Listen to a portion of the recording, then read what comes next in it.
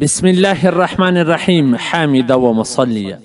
محترمینو، یو محترم رو دا پوښتنه کړې ده که چیرې په روژه کې څوک خوراک کوي یا اوبه څښي روژه یې هېروي او بل سړی به هغه ته ګوري، آیا دا روژه به هغو ته ورپه یادوي چې ستا روژه ده دا اوبه مه څښه، او که به نه ورپه یادوي؟ او دا خلک اکثره وایي چې دا د الله پاک میلمه وي مه یې ورپه یادوه.